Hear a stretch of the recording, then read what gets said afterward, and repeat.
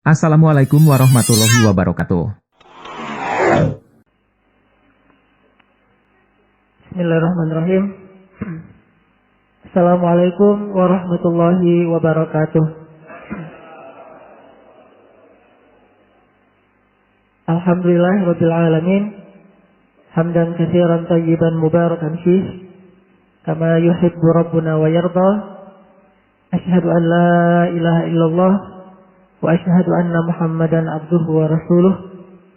Allahumma shalli wa sallim wa barik ala sayyidina Muhammadin kama dzakarahu dzakirun al-akhyar. Wa shalli wa sallim wa barik ala sayyidina Muhammadin makhtalafal lailu wan nahar.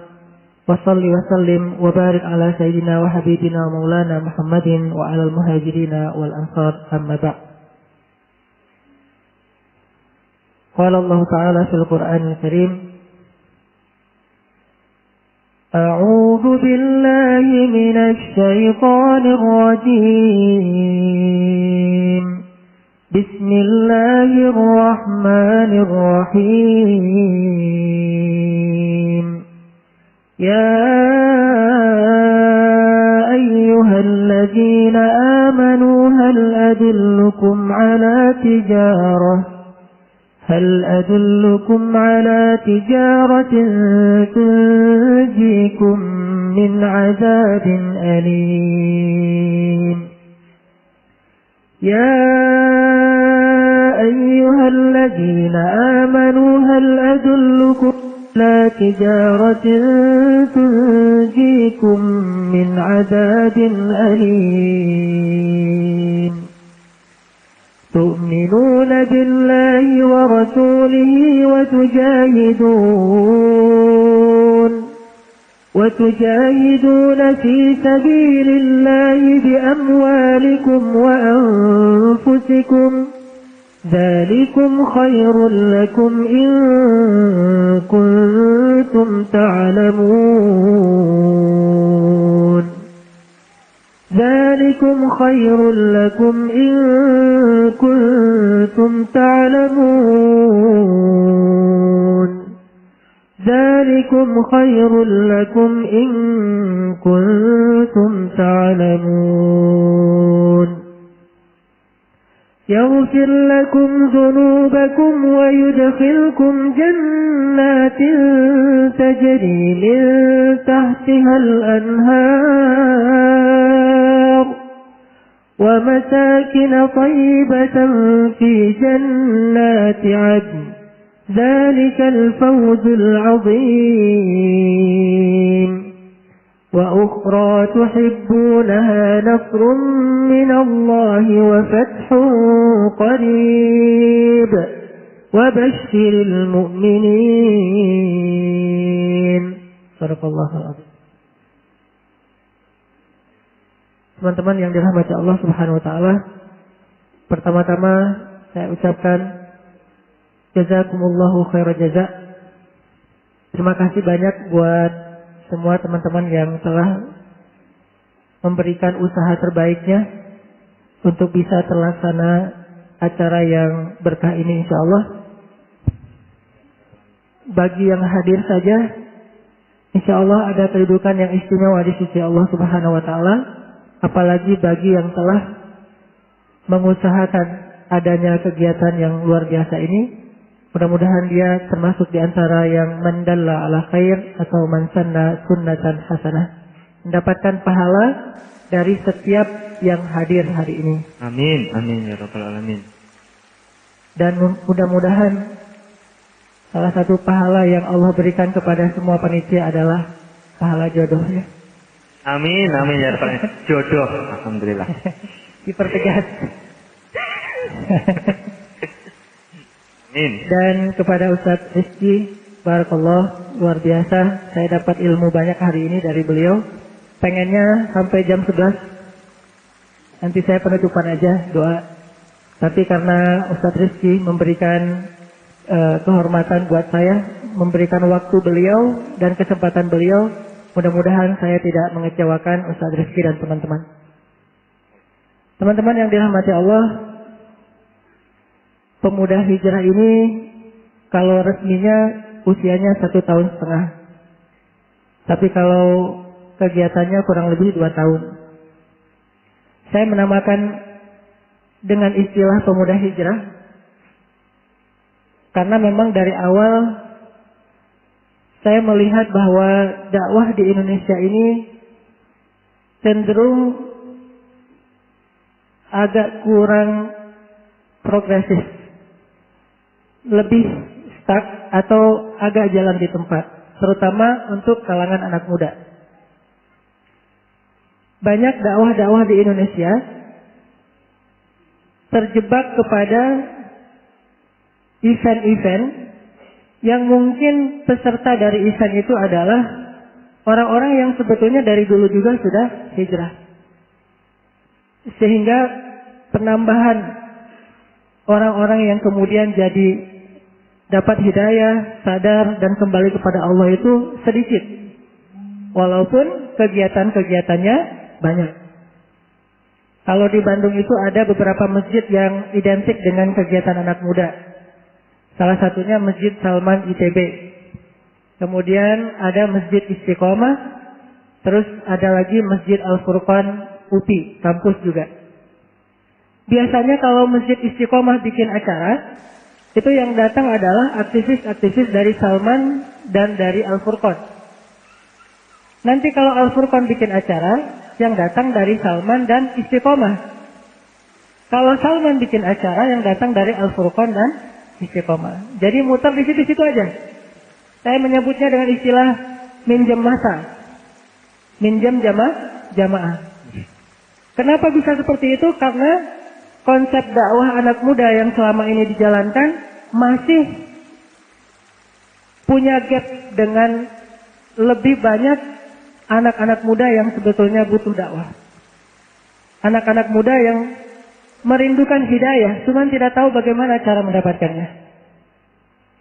Sehingga akhirnya kita dengan tim kecil yang berjumlah kurang lebih 5 orang, membuat sebuah gerakan, bukan komunitas, bukan event, organizer, tetapi sebuah gerakan anak muda yang kita beri nama Gerakan Pemuda Hijrah dan disingkat dengan SIS yang ada di komputer itu, pindah atau berubah.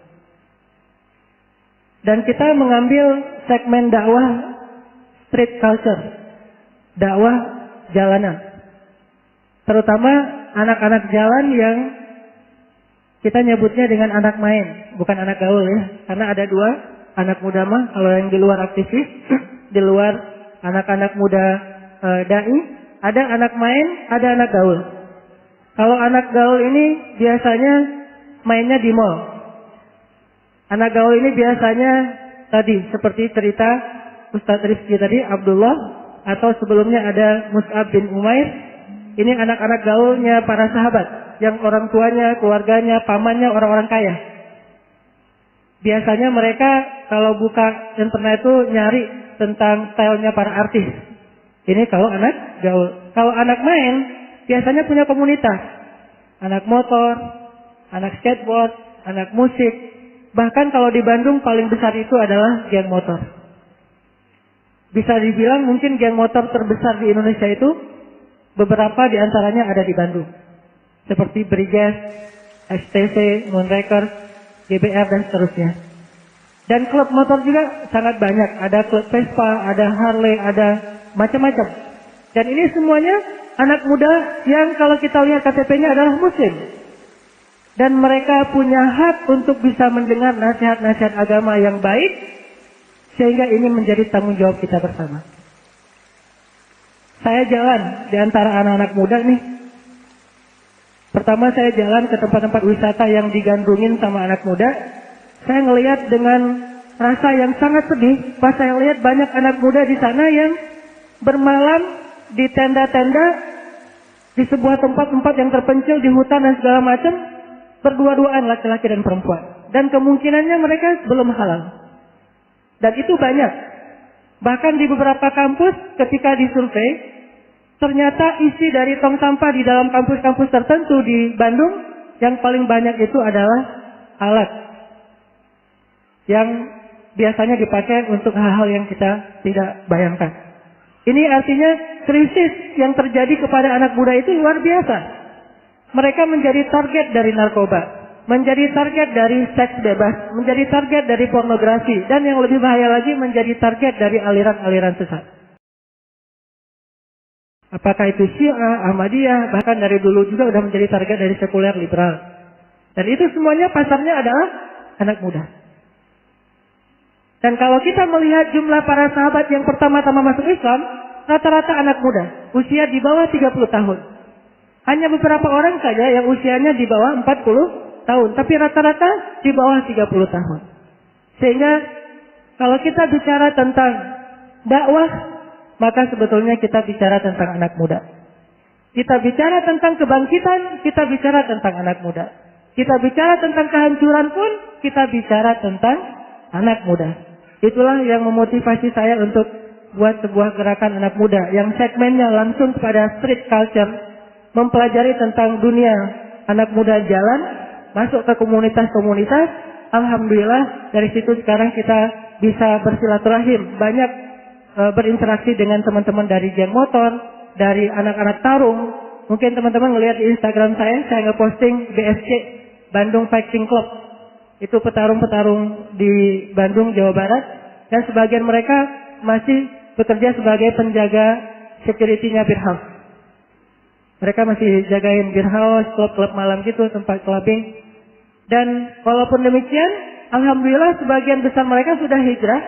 Di sana ada ketuanya, alhamdulillah. Teman saya, teman istri saya juga, namanya Edwin. Beliau juga seorang petarung yang berdakwah kepada anak-anak yang benar-benar preman luar biasa. Yang dulunya mungkin debt collector, preman, orang-orang yang main di narkoba, dunia malam, jadi pembunuh bayaran. Alhamdulillah mereka sebagian besarnya sudah hijrah. Sehingga ketika kemarin ngadain pertarungan tingkat internasional melawan 3 petarung luar negeri, 2 dari Filipina, 1 dari Amerika. Alhamdulillah 3 petarung kita menang dengan kemenangan KO di ronde pertama. Dan ketika menang, mereka yel-yelnya takbir. Ini aneh, ada ring tarung dengan yel-yel takbir. Biasanya kan yel-yelnya macam-macam, ini takbir, Allahu Akbar semuanya. Jadi kayak 2-1-2. Jadi ini ring 2-1-2. Takbir, kemudian bendera di samping ring itu ada bendera Palestina, kemudian ada kalimat hentikan kejahatan kemanusiaan untuk Rohingya, untuk Aleppo dan seterusnya. Jadi campaign tentang nasib kaum muslimin di atas ring anak muda. Masya Allah. Dan begitu menang, mereka mengibarkan 2 bendera, bendera Indonesia dan bendera Palestina. Allahu Akbar. Ini pertama saya lihat ada ring yang mengibarkan 2 bendera, bendera Indonesia dan bendera Palestina, dan dia mencium 2 bendera itu kemudian bersyukur pada Allah. Sehingga ketika mereka tarung, saya nonton la haula wala quwata illa billah, la haula wala quwata illa billah, karena saya nggak rela orang Indonesia dikalahin sama Amerika. Begitu ronde pertama Amerikanya KO, bahkan yang dari Filipina maaf sampai patah tangannya dikunci dan dia nggak nyerah-nyerah, akhirnya patah. Mudah-mudahan udah sembuh. Intinya di situ kita melihat bahwa anak muda itu punya peluang besar untuk pergerakan, untuk kebangkitan Islam. Hanya masalahnya dakwah ini belum sampai kepada mereka. Dakwah ini masih terkungkung di dalam masjid. Sehingga kalau kita berdakwah hanya di dalam masjid, insya Allah yang datang adalah orang-orang yang udah soleh. Sedangkan kita masih butuh jumlah lebih banyak dari kaum muslimin di Indonesia yang mayoritasnya sekarang berada di luar masjid, di komunitas-komunitas, di jalan-jalan, di tempat-tempat tongkrongan mereka. Sehingga mulailah saya mencoba mengubah cara saya berdakwah. Kemudian juga saya coba mulai main dengan mereka. Tadi disampaikan hobi saya skateboard, bukan hobi, cuma senang nemenin mereka main skateboard. Dan saya bukan pemain skateboard yang pro, cuman kalau sekarang saya lebih banyak dan senang mainnya di laut, surfing. Jadi bahkan ketika saya main di laut di sana itu ada namanya Batu Karas, dan itu laut untuk surfing, ombaknya besar-besar, laut selatan. Ketika siangnya saya surfing, alhamdulillah gara-gara ngelihat saya surfing, akhirnya beberapa surfer pro tingkat internasional yang pernah juara di Australia di beberapa tempat, malamnya kita ikut kegiatan taklim dan ditutup dengan qiyamul lail. Jadi surfer ikut qiyamul lail ini unik. Masya Allah. Biasanya malam mereka ngeganja, malam ada jamur ya, ada jamur khusus yang bisa mirip dengan ganja atau minimal minum. Sama perempuan itu kegiatan malamnya para server. Kalau siangnya mereka paddling, malamnya mereka party. Sekarang siangnya paddling, malamnya mereka taklim dan ditutup dengan tahajud atau qiyamul lail. Ini ketika masuk ke dunia mereka. Walaupun saya nggak jago dalam surfing, tapi mau main aja. Main di ombak, kegulung, diketawain. Terus cari lagi ombak. Terus main dengan anak skateboard, duduk di antara anak-anak musik. Bahkan alhamdulillah, pilot project kita di Pemuda Hijrah itu adalah melakukan kegiatan Briges berzikir. Briges ini geng motor terbesar di Jawa Barat, bahkan di Indonesia. Dan alhamdulillah, ketika kita mengadakan acara Briges berzikir, teman-teman Briges yang hadir itu kurang lebih sebanyak 5.000 anggota Briges. 2.000 mau masuk masjid, 3.000-nya nggak mau masuk. Ketika ditanya kenapa nggak masuk ke dalam, masih banyak ruang kosong, kata mereka, Ustaz, kami mah orang-orang kotor, masjid tempat suci, jadi kami pengen berzikir di luar aja. Lihat, iman. Masya Allah. Ini mungkin itu lebih Allah cintai daripada orang yang berada di dalam masjid dengan kebanggaannya terhadap amal-amalnya. Jadi ada potensi baik pada diri mereka. Ikut berzikir bersama Ustaz Arifin Ilham, bahkan sempat masuk TV juga. Itu pilot projectnya Pemuda Hijrah. Dan setelah Briges berzikir ini sukses, alhamdulillah setelah beberapa bulan mereka punya inisiatif sendiri untuk melakukan yang lebih besar. Bahkan mempersaudarakan 2 geng motor yang selama ini seperti Aus dan Khazraj. Sudah berperang lebih dari puluhan tahun. Asal ketemu kalau di sini ada anak Briges, terus lewat, terus di sini ada nongkrong anak XTC, itu bakalan digebukin sampai mati. Wilayah XTC nggak boleh lewat anak Briges, wilayah Briges nggak boleh lewat anak XTC. Bukankah kita sering dulu ngelihat kejadian geng motor tarung di jalan di TV-TV dan rata-rata terjadi di Jawa Barat atau di Bandung? Dan alhamdulillah sekarang Briges dan XTC sudah menjadi ikhwanan fillah. Allahu Akbar.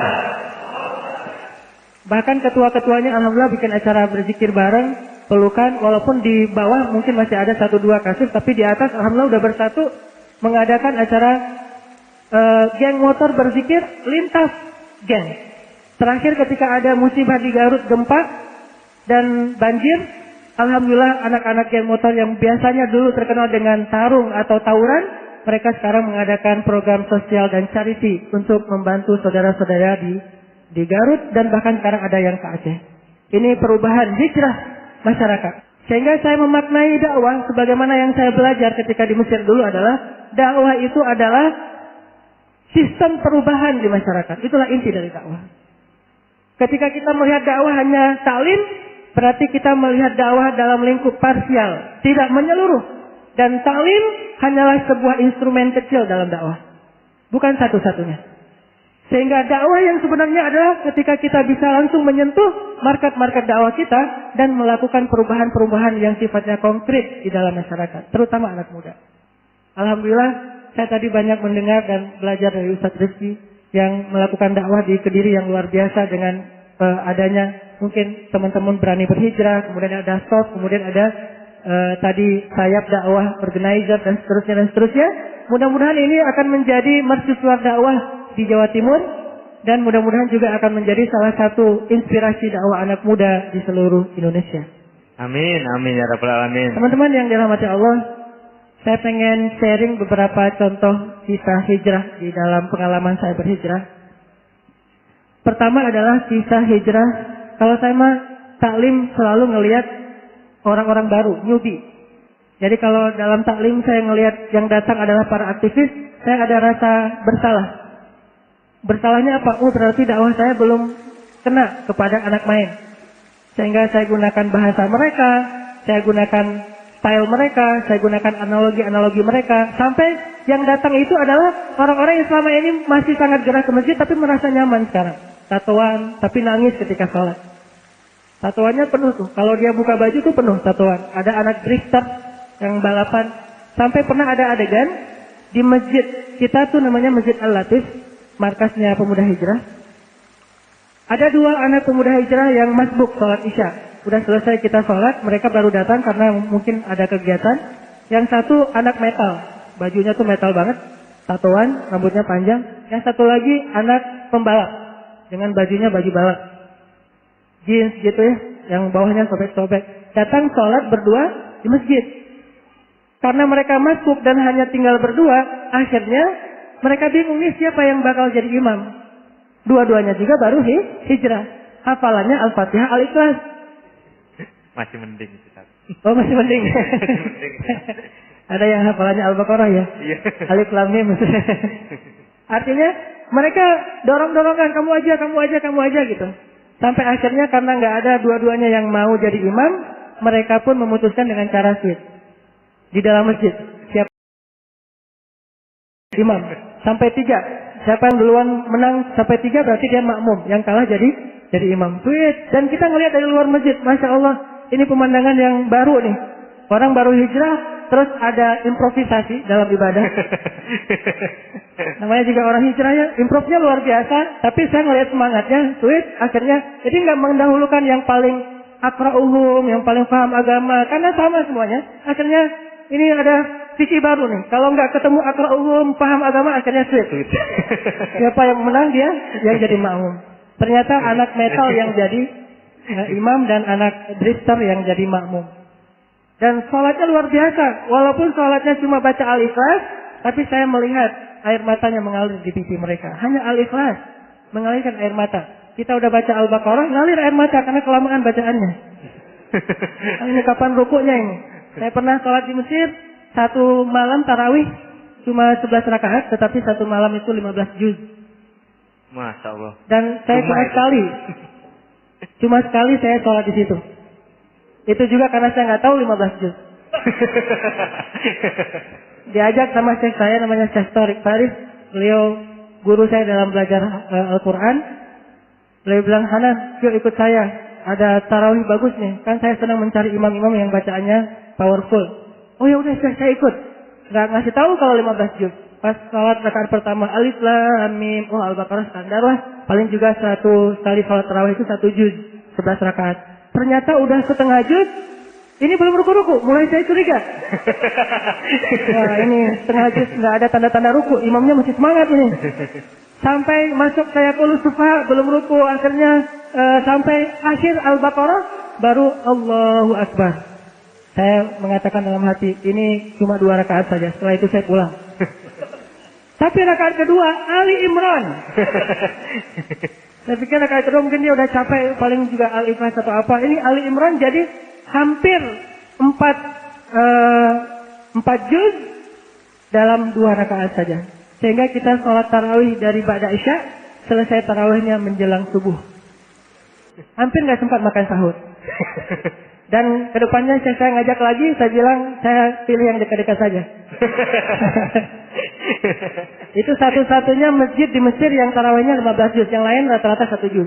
Cuma ini masjid para hufaz dan mereka khatam sebulan 15 kali. Dan setelah istirahat setiap 4 rakaat kita istirahat, saya nanya kepada seorang jamaah sebelah saya, kakek-kakek gitu. Kakek belajar di Al-Azhar? Atau beliau enggak, saya enggak pernah kuliah. Oh, kakek ngerti ayat yang dibaca? Enggak semuanya juga, walaupun orang Arab juga enggak semuanya ngerti Al-Quran. Karena bahasa Al-Quran ini jauh lebih tinggi daripada bahasa Arab. Apalagi kalau enggak pernah belajar agama. Kakek hafal Quran? Enggak. Kakek baru pertama ini ikut tarawih kayak gini. Saya sudah 10 tahun dek tarawih di sini. Setiap tahun saya tarawih di sini. Saya tanya kepada beliau, Kek, saya tuh belajar di Al-Azhar, jurusan tafsir Al-Quran. Saya hafal ayat yang dibaca. Saya paham sedikit-sedikit. Tetapi, dan saya lebih muda dari kakek. Kok saya nggak betah berdiri? Sedangkan kakek, tenang aja, saya udah garuk-garuk, udah. Untung aja saya nggak bersin-bersin. Udah, imam nih lama banget. Beliau tenang, khusyuk. Saya tanya, apa yang membuat kakek lebih betah dari saya? Kata beliau, kamu berdiri dengan tenaga kamu. Saya berdiri dengan iman. Masya Allah. Allahu Akbar. Makanya kemarin kita lihat pas 212 ya. Ada yang cacat, ikut. Ada yang udah tua, nyapu-nyapu.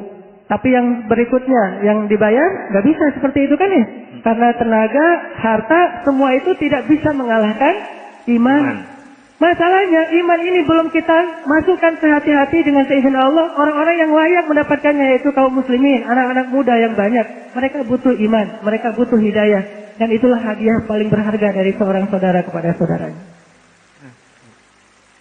Makanya saya bahagia melihat teman-teman hijrah ini. Setelah mereka hijrah, saya malah merasa malu. Ibadah mereka jauh melampaui ibadah saya. Tilawah mereka ada yang itikaf terus. Azamnya apa? Pokoknya kalau saya belum nikah, saya itikaf aja. Makanya nggak nikah-nikah. Allah cinta sama dia, jadi suruh itikaf. rajin itikaf terus. Dan salah satu kisah yang membuat mereka sangat terinspirasi dari kisah-kisah jomblo fisabilillah ini adalah Wih, ada istilah baru jomblo fisabilillah. Sakiat. jadi kita itu ada hashtag jomblo fisabilillah dan hero-nya adalah Julaibib.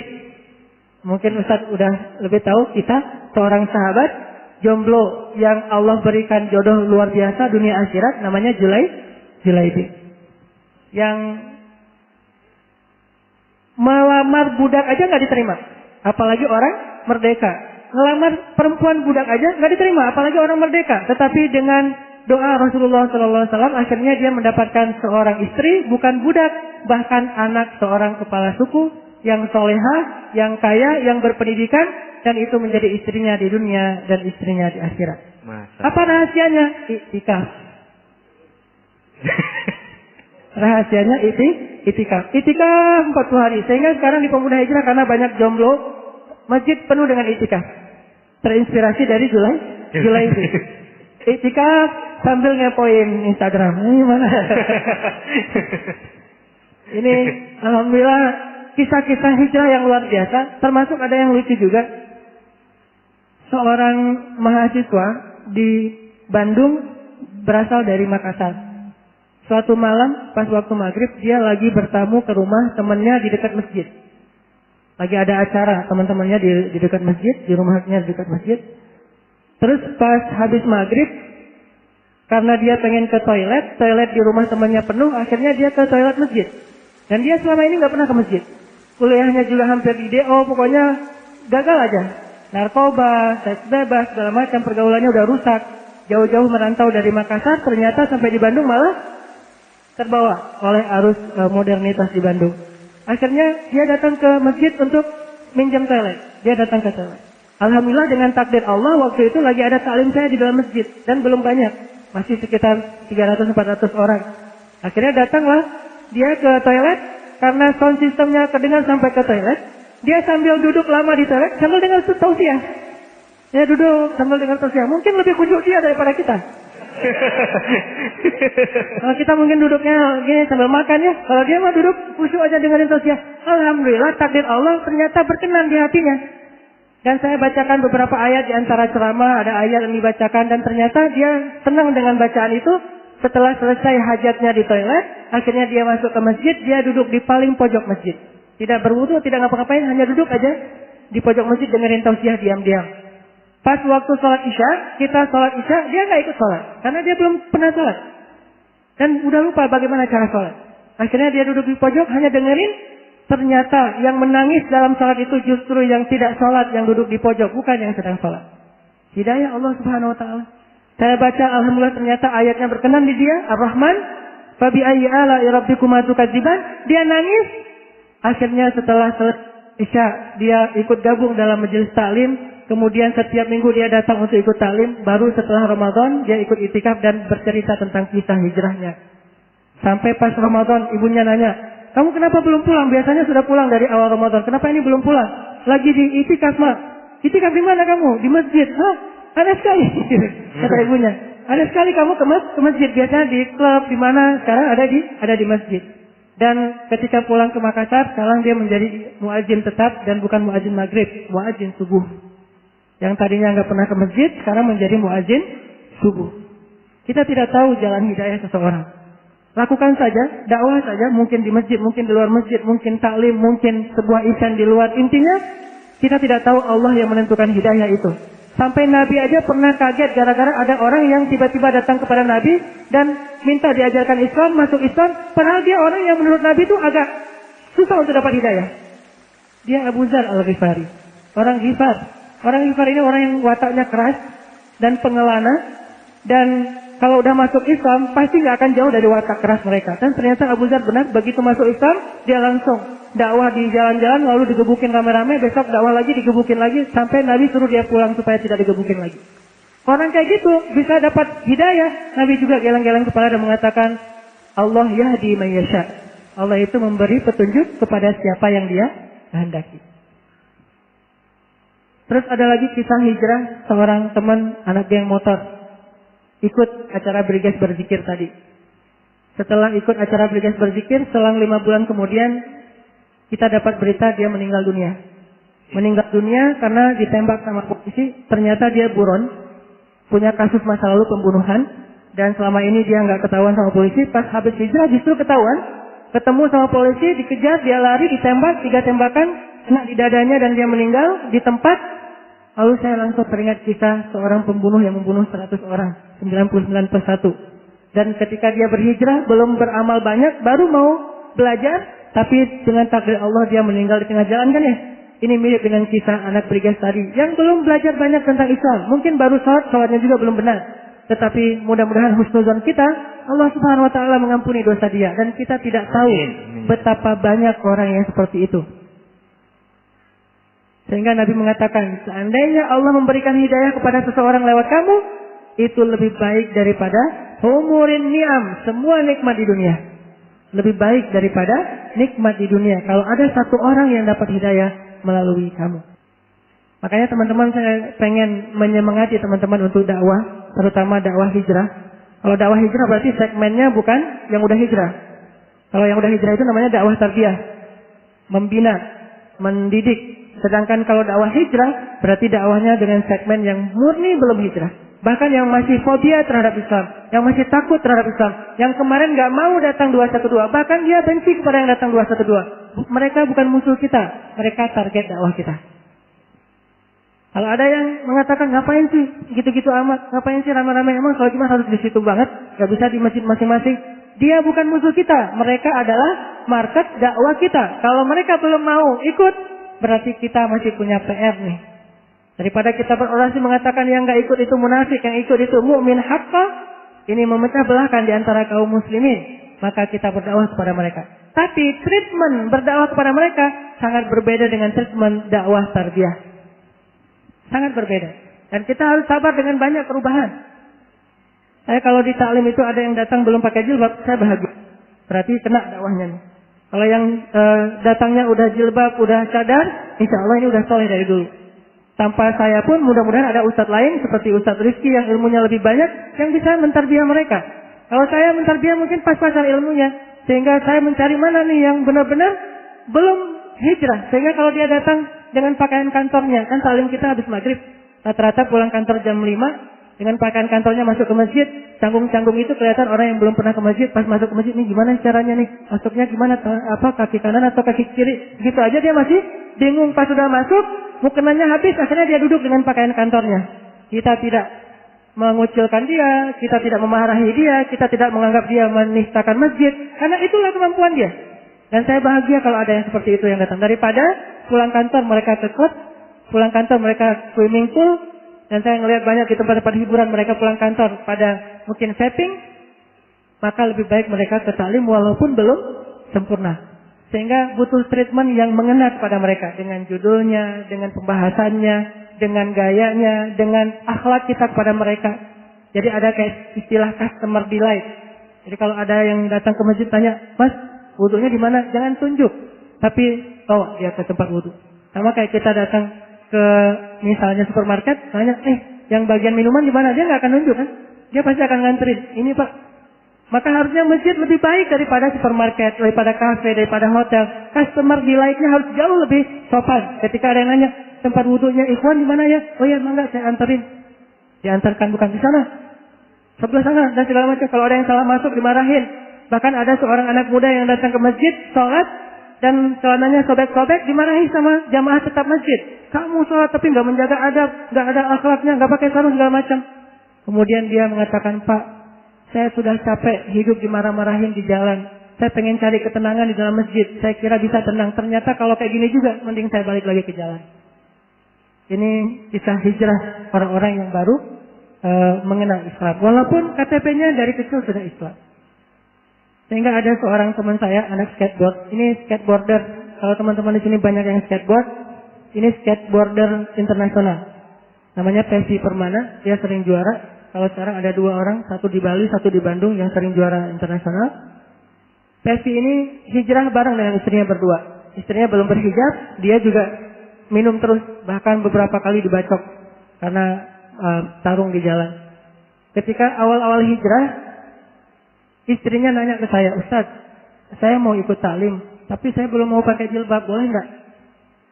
Saya bilang, boleh. Bukan boleh nggak pakai jilbab ya. Maksud saya, boleh ikut taklim walaupun belum pakai jilbab. Di masjid tapi Ustaz, nggak apa-apa. Dia datang ke masjid. Pas datang ke masjid, melihat semuanya pada berhijab kan nggak enak sendiri tuh. Akhirnya dia minta mukena, bagian bawah doang tapi masih kelihatan rambut. Jadi setengah dia pakai mukena. Pakai mukena di bawah, yang atasnya masih santai gitu. Jadi kayak nongkrong, kayak lagi nonton apa. Saya jadi kayak perform apa gitu. Nonton, gitu. Dan setelah beberapa kali datang, akhirnya mulai berubah. Dari tadi hanya memakai mukena bagian bawah, sekarang sudah memakai mukena utuh. Tapi pas taklim saja, begitu keluar masjid dia buka. Biasa lagi. Lama-kelamaan mulai senang dengan taklim. Mulailah dia explore, nyari beberapa taklim yang lain selain taklim saya. Dan setiap taklim jadinya dia harus pakai mukena. Dan dia akhirnya gara-gara malas pakai mukena dari masjid, dia bawa jilbab, dia taruh di dalam tas. Pas masuk masjid dia pakai jilbab, keluar masjid dia buka. Dan karena setiap hari dia ikut taklim, akhirnya setiap hari dia pakai jilbab. Awalnya dia bilang gatal-gatal segala macam, tapi lama-lama alhamdulillah, udah kadung juga udah pakai jilbab terus setiap hari, udah aja sekalian nggak usah dibuka. Akhirnya pakai jilbab dan tidak pernah lagi buka. Walaupun mungkin dalam bahasa fikihnya belum terlalu syar'i, tapi sudah menutup aurat.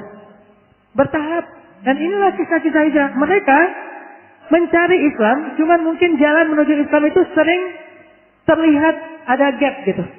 Atau sering ada forbidden, seolah-olah yang begini nggak boleh masuk. Yang udah soleh-soleh saja yang masuk. Bukankah Islam itu untuk orang yang ingin membersihkan diri? Bukan untuk yang bersih? Fala tuzakku anfusakum huwa a'lamu biman ittaqa. Makanya sahabat-sahabat itu ada yang dulunya pemabuk. Bahkan ada yang udah masuk Islam pun masih mabuk.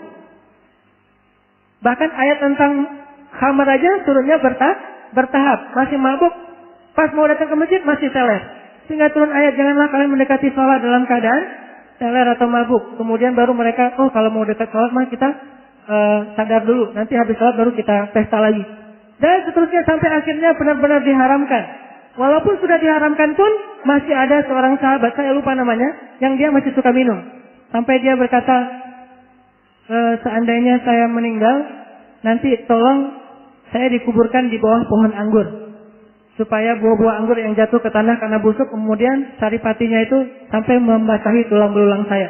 Saking candu dengan minuman. Bahkan di masa Umar bin Khattab jadi khalifah, dia dicambuk, dia ketawa dicambuk. Dia ketahuan mabuk, dicambuk sama Umar, ketawa dia. Karena udah biasa dicambuk gara-gara mabuk. Sehingga akhirnya Umar menambah jumlah cambukan kepada orang yang mabuk 2 kali lipat daripada fikih di zaman Rasulullah SAW. Sehingga orang mengatakan, ya Umar ini tidak pernah dipraktekkan oleh Rasulullah. Umar menganut model pemikiran yang maqasid syariah, sehingga dia mengatakan, kalau dulu di masa Rasulullah dengan sekian kali pecutan mereka bertaubat, sekarang tidak lagi bertaubat, sehingga saya akan tambahkan supaya mereka bertaubat. Itu juga dia nggak bertaubat. Baru bertaubat menjelang syahidnya dalam suatu pertempuran. Itu juga gara-gara dapat hidayah dari Allah Subhanahu wa taala untuk meninggalkan khamar, baru dia mendapatkan pahala syahid. Intinya banyak cerita-cerita hijrah yang luar biasa dari orang-orang di luar sana. Sehingga pertanyaannya adalah, dakwah kita sudah sampai belum ke mereka?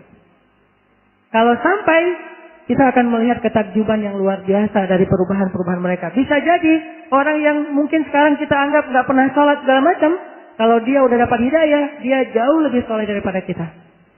Kalau seorang Umar bin Khattab sudah dapat hidayah, dia jauh melampaui sahabat-sahabat yang lebih dulu masuk Islam daripada dia. Bahkan tadi Abdullah seolah-olah melampaui, walaupun kita tidak berani mengatakan melampaui Abdullah bin Mas'ud, tapi seolah-olah Abdullah bin Mas'ud cemburu kepada beliau.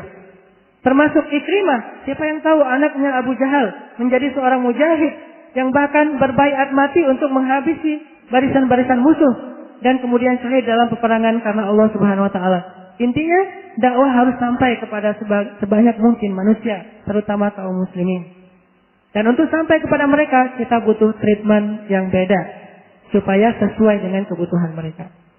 Mulailah saya membangun silaturahim, mulailah sering main, sehingga banyak orang menganggap, ini kok Instagram Ustaz, tapi kerjaannya main saja. Karena di Instagram saya ada tagline, banyak main, banyak manfaat, banyak pahala, sedikit dosa. Ustaz, ini Ustaz tapi main. Karena main itu adalah ladang dakwah saya. Ditambah lagi emang saya emang senang main. Jadi modus gitu ya. Main dakwah aja. ngajak teman-teman main yuk, jalan yuk dan segala macam. Bahasa dakwahnya hanya sepele gitu, nggak terlalu banyak saya mengeluarkan ayat dulu. Karena ketika saya datang langsung Allah berfirman, udah kabur. Panas. Langsung panas ya. Panas. Harus diruqyah. Saya datang sesungguhnya Rasulullah SAW bersabda, pasti kabur. Akan ada masanya mereka harus tahu tentang al-haq, yaitu Al-Quran, al-hadis. Cuman awal masuk untuk bisa membuat mereka tertarik adalah dengan treatment hubungan yang baik dengan mereka. Kita harus respect kepada mereka. Kita harus, tidak boleh kalau dalam prinsip kita dakwahnya no judgment. Nggak boleh menjudge sama sekali. Salah pun tidak dijudge, hanya diajak. Sehingga ada satu slogan di kita, nahnu du'at walaysa qudat. Kami ini adalah para da'i, bukan para hakim. Sehingga kami tidak menghakimi, tetapi kami mengajak.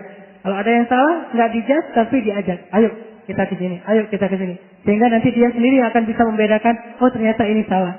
Dan alhamdulillah di kita juga banyak anak musik-musik underground. Mungkin salah satu teman-teman yang tahu ada namanya Dempak. Tulisan ini sebenarnya Dempak. Panggilnya Dempak, Jeruji, underground banget. Itu musik-musik yang kalau di luar negeri ya kurang lebih seperti NoFX lah ya. Yang teriak-teriak sampai serak gitu. Ternyata alhamdulillah dengan tatonya yang penuh sekarang sudah ahli masjid.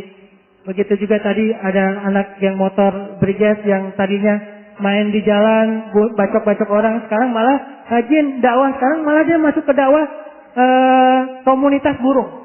Dia beli burung yang paling mahal, yang suaranya paling bagus, bisa berapa puluh juta, supaya bisa masuk ke komunitas burung-burung itu yang berjudi, dia dakwah di sana. Dia bilang, semuanya Allah yang ciptakan. Ini burung luar biasa. Kita kalau burung bersuara kita takjub, tapi suara azan tidak takjub. Akhirnya datang satu-satu. Dan alhamdulillah sekarang juga setengah dari pemain bola Persib udah ngaji di kita. Alhamdulillah. Kiper Dedan Nasir yang mungkin kemarin mengibarkan bendera Palestina di lapangan bola ketika mampu menghalau tendangan penalti di PON, dia selebrasi dengan keliling lapangan sambil mengibarkan bendera Palestina dan ternyata diikuti oleh supporternya. Supporter-supporter yang nggak pakai baju, yang tatoan kayak gitu, yang kelihatan wajahnya wajah yang orang mungkin sama sekali belum dekat dengan agama. Mereka berdiri di atas pagar-pagar stadion, kemudian mereka mengibarkan bendera Palestina tapi nggak pakai baju. Ini syiar dan dimulai dari dakwah anak muda. Alhamdulillah pengalaman di mereka itu membuat saya merasa tahu diri bahwa mungkin sebagian mereka jalan hidayahnya adalah lewat dakwah kita. Tetapi setelah mereka dapat hidayah, saya merasa diri saya tidak ada apa-apanya dibandingkan ibadah mereka. Percepatannya tuh luar biasa. Sehari mereka ada yang membaca Al-Quran 5 juz, 10 juz. Padahal mereka baru hijrah. Kita aja yang udah belajar menghafal Quran dari dulu juga nggak segitu banyak. Sampai sehari 10 juz, 3 hari khatam, 3 hari khatam. Tahajudnya luar biasa. Kalau kita tahajud, sampai nangisnya sampai ada yang pingsan. Saya tahajud. Pas lagi witir, apalagi kemarin kita kunut nazilah, ada yang pingsan. Saking luar biasa rasa takutnya kepada Allah dan dia ingat dosa-dosa dia di masa lalu sampai akhirnya jatuh pingsan. Kalau yang saya dulu di Mesir hampir pingsan gara-gara kelelahan, kepanjangan. Kalau ini pingsan karena iman.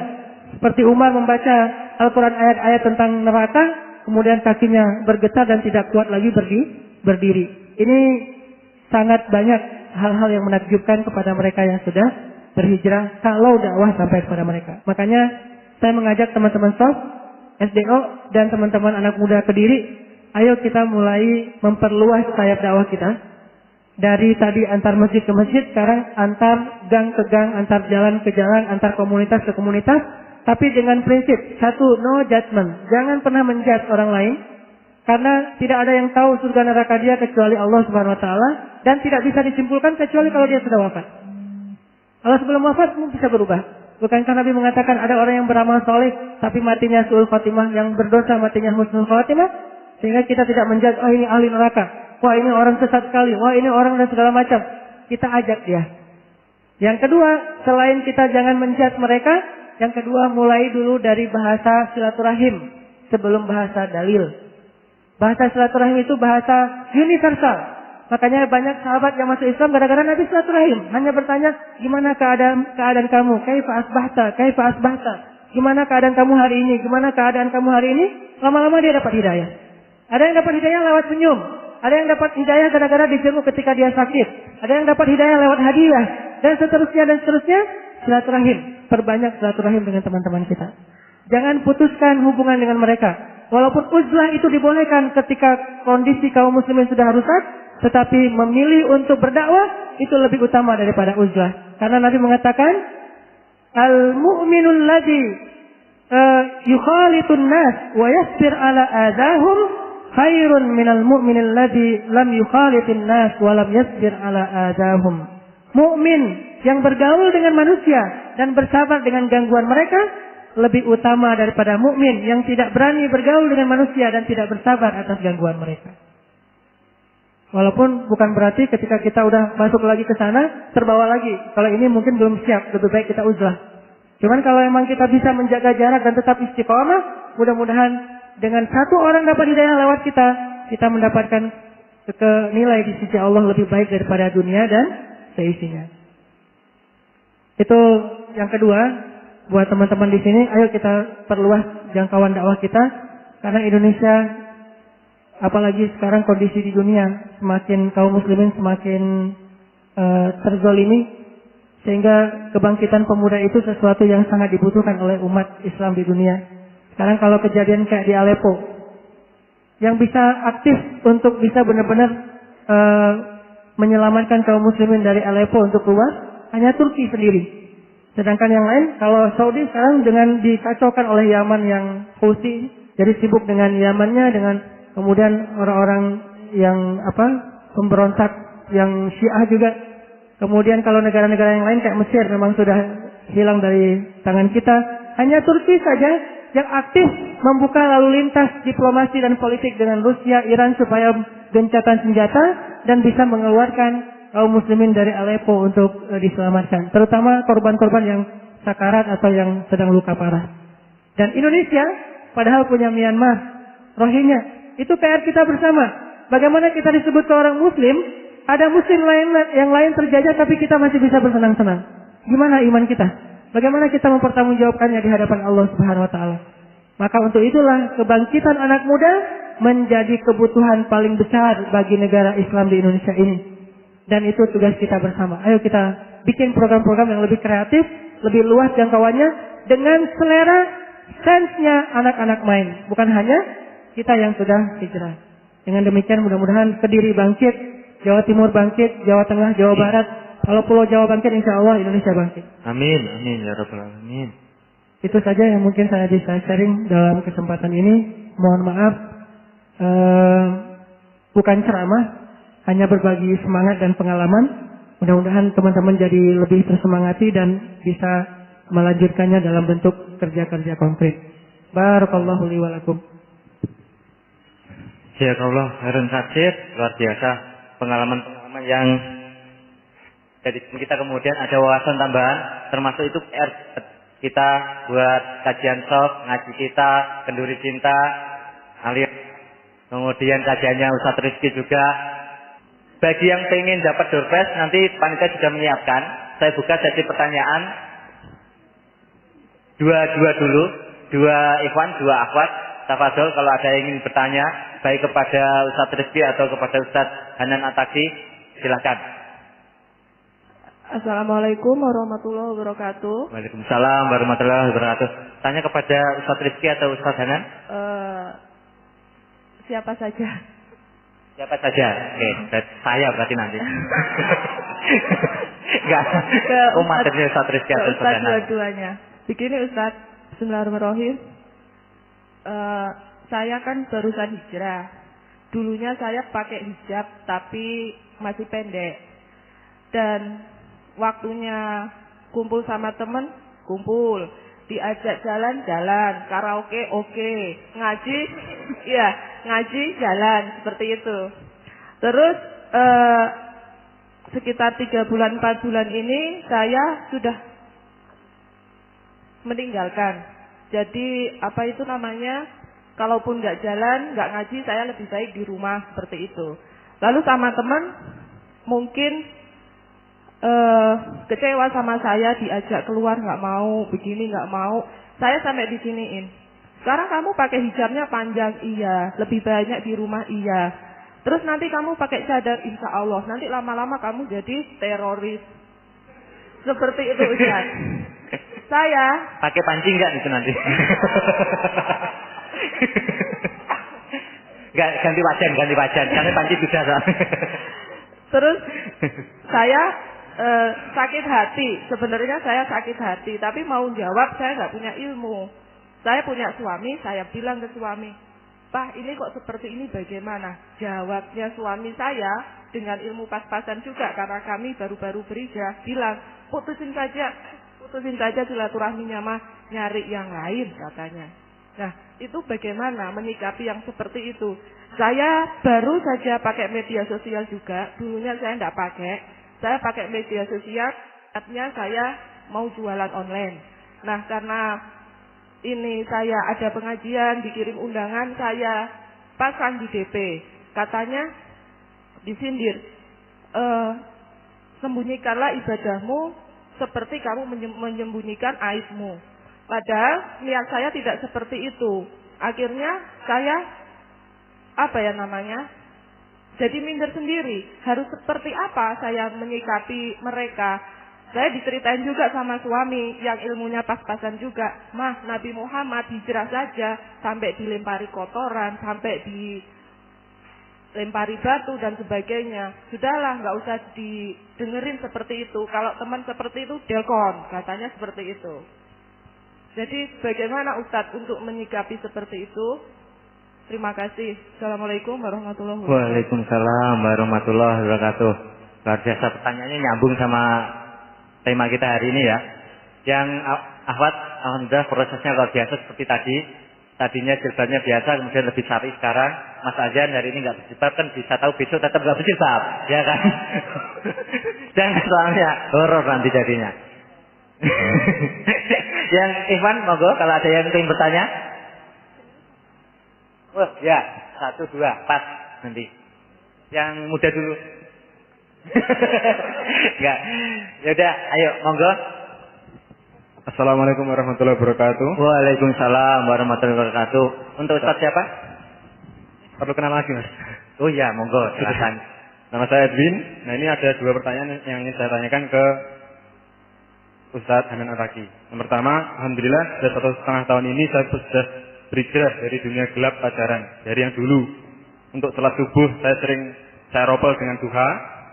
Alhamdulillah sudah 1 tahun setengah ini sudah 1 tahun setengah ini sudah alhamdulillah bisa rutin tertib berjamaah di masjid. Nah, yang ingin saya tanyakan adalah bagaimana cara mengajak teman-teman dekat saya untuk bisa rutin sholat berjamaah di masjid waktu subuh khususnya. Padahal beberapa dalil sudah saya sampaikan, kok hasilnya kok masih sama saja. Itu yang pertama. Terus yang kedua, kemarin Rabu saya diundang Dinsos Kota Kediri untuk mengisi acara sosialisasi ke sekitar 14-15an anak pang. Nah, yang ingin saya tanyakan, waktu saya sosialisasi itu kurang ada gregetnya gitu. Masih selama saya sosialisasi di sana masih sepaneng. Artinya sepaneng masih kurang ada interaksi antara yang saya ajak ngomong dengan saya sendiri. Padahal juga saya sampaikan bahwa saya dulu berangkat waktu SMP juga hampir sama seperti mereka. Sudah saya samakan kondisinya, saya dulu juga pernah merasakan kehidupan di jalanan, sampai akhirnya saya ajak rutin. Insya Allah di dinas sosial sendiri tahun depan mau ada gerakan pemuda untuk meramaikan masjid-masjid yang ada di Kota Kediri. Itu insya Allah mau saya bantu juga rencananya. Jadi yang pertanyaan kedua, bagaimana cara mengajak hijrahnya untuk anak-anak khusus yang pang. Soalnya saya lihat sendiri ada yang pakai tindik di hidung, ada yang tatoannya sampai ke leher. Itu yang benar-benar dunia yang baru bagi saya. Dan saya belum pengennya masuk ke ranah yang seperti itu. Jazakallahu khairan. Assalamualaikum warahmatullahi wabarakatuh. Salam. Terima kasih Mas Edwin. Yang tadi yang pertama beliau curhat, yang kedua baru pertanyaan. Tadi juga pertanyaan semua tadi. Ya, yang pertama bagaimana cara ngajak teman-teman dekat saya untuk bisa rutin sholat berjamaah subuh di masjid.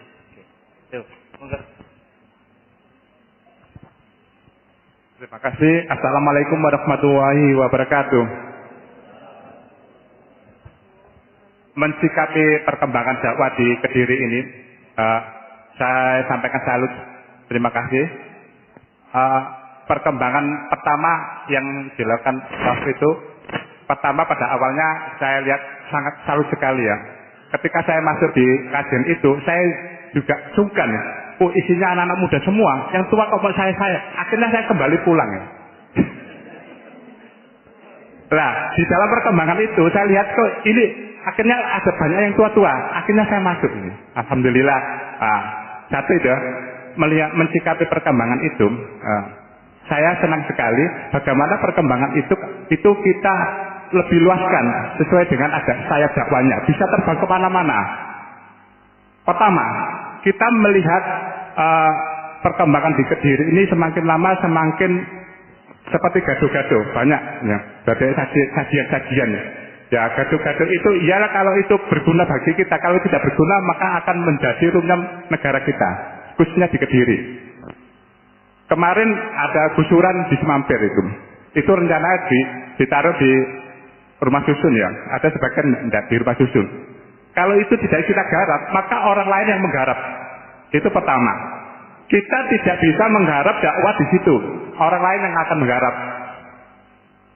Dakwah kita harus bisa keluar. Kita bisa lihat perkembangan di kristenisasi yang ada di gunung. Maksudnya di gunung di gunung Pasarung itu. Itu siapa yang menggarap? Yang orang-orang itu saja. Karena kita cuma di masjid melulu. Saya senang sekali. Terima kasih pada Ustadz Tengku yang memberi spirit semangat kepada dakwah kita. Itu pertama. Saya melihat di WHA kemarin ada curhat-curhatan masalah saya ingin menjadi penulis, tapi apa yang saya tulis? Lantas ditaruh di mana kalau saya sudah menulis? Perlunya suatu dakwah, ini kita rerut orang-orang seperti itu. Dimasukkan di dalam kajian kita, ya di dalam grup kita, sehingga ada komunitas penulis yang di bawah kajian kita. Kemarin saya omong-omongan dengan Ustadz Ganang. Ustadz Rizky juga disentil ya. Mana Ustadz Rizky itu? Mana Ustadz Rizky di situ kondom-kondom banyak ya? Apa garapan selama ini Ustadz Rizky? Saya tangkap itu. Iya ya. Ini penting sekali kita garap juga ya. Nah, kemarin saya ingin ngomong dengan Ustadz Rizky, berhubung saya ada acara di Pare, akhirnya saya tidak jadi. Ini mungkin nanti saya lanjutkan ngomong-ngomongan. Ada waktu nanti 1 jam. Itu terima kasih ya. Pertanyaannya sekarang, tolong di follow up, dimasukkan dalam acara agenda yang kita garap selama ini. Terima kasih.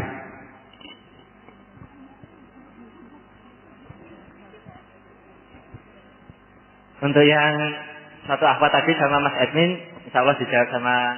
Satu lagi. Oke. Banyak ternyata.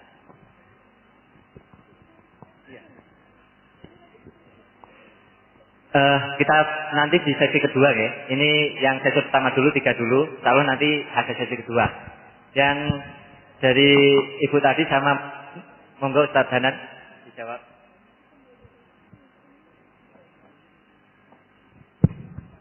Pak Suprapno, terima kasih usulannya luar biasa. Saya jawab yang pertama dulu ya. Tapi saya tidak jawab semuanya karena kalau berkaitan mengenai teknik dakwahnya itu insya Allah kita serahkan kepada Ustadz Hanan Ad-Saki. Saya menjelaskan sedikit mengenai kamu ibadah kok dipamerin gitu. Ibadah kan ditutupin, tidak boleh dipasang di foto profil, tidak boleh diupload di Facebook segala macam. Perlu kita bedakan antara ajakan dengan pameran. Kita perlu membedakan mana kita mengajak, mana kita mau pamer, mau kita tunjukkan. Dan dalam masalah semacam ini sama sekali bukan ruang lingkup manusia. Ketika kita tampakkan, itu belum tentu orang yang menampakkan niatannya riya.